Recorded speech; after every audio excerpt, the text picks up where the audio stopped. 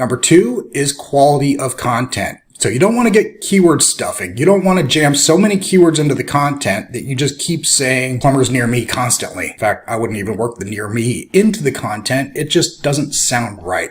Those are good for alt tags. We'll touch on that in a minute. Now, the best practice for quality content is to create informative, valuable, and original content. Don't rely on ChatGPT to write everything for you. You'll get slammed hard. So you need to write something original that Google hasn't seen before. Google has a very long memory, and if it sees the same thing it's already seen before, it's going to throw it out, and you're going to have wasted all your time. So don't even bother doing that. So you want to answer user queries. That's another little trick here. You can also use these tools to find questions along with search terms that people are searching for. And by utilizing those questions that people are actively asking of Google and putting a little FAQ in the bottom of your website for each page, you can post those exact match questions right there and give a quick 2-sentence answer to why or how the answer. You can give a quick, concise answer to those questions in order to get what Google has now deemed a featured snippet, which is a cool little spot right up at the top, just below the sponsored advertisements.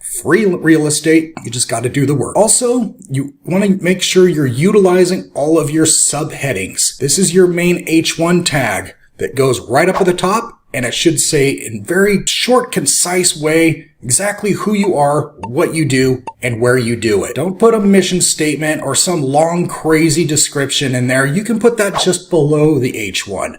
The H1 should just be a very basic and to-the-point statement.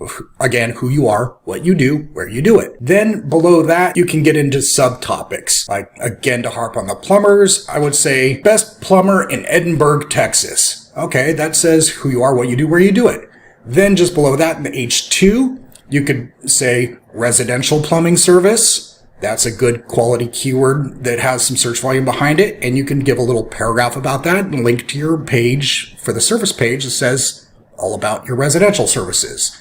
Then you can have another H2 below that, a subheader that says commercial plumbing services. And you can have just a couple short paragraph, couple sentences, little graphic, and a link. You always want to put the links right there where they're super easy to find. If people have to hunt for something, they're going to tune out and go elsewhere. So always keep your link right there with that little paragraph on the homepage so that they can link off to the service page for that commercial plumbing service and read a whole lot more and index a lot more keywords too, so you can rank better for those. Now, aim for comprehensive coverage on your topic. That's why we recommend doing it the way we do. You want to structure a page like a speech. Tell them what you're going to tell them, and then tell them what you told them. So on the homepage, you're going to tell them what you're going to tell them.